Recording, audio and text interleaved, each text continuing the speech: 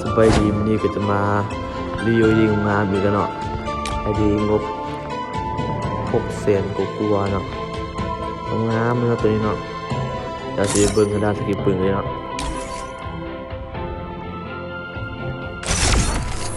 สำหรับสกินปืนก็จะมีประมาณนี้เลยเนาะโอเคเลยอะตัวนี้คือ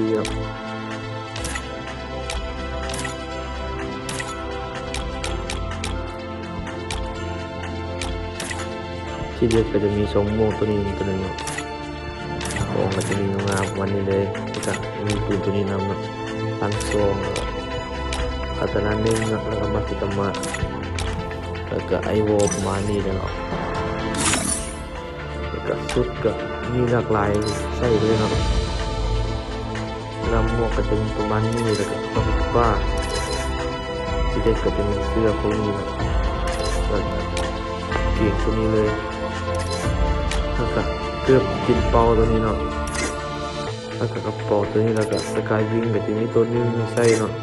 ท่าทงท่าทางอย่างเงี้ยหลากหลายเลยเนาะ36 อันเนาะเปิดโตมีอันนึงเนาะพวกจะมีประมาณนี้เลยเนาะ แต่เรามาเบิ่งทางด้านชุดผู้หญิงกันเลยเนาะชุดผู้หญิงก็มีประมาณนี้เลยเนาะสำหรับหัวจะมีหัวเละแล้วก็หัวมาประมาณนี้เนาะไอดีทุกไอดีนี่ก็รีวิวมาจากห้างเลยเนาะเพราะเป็นไอดีของผู้อื่นเนาะอัพมาด้วยตัวเองรีวิวด้วยตัวเองเนาะสำหรับใครที่สนใจก็มีแต่ว่าตั้งเบอร์ใต้โปรไฟล์แล้วก็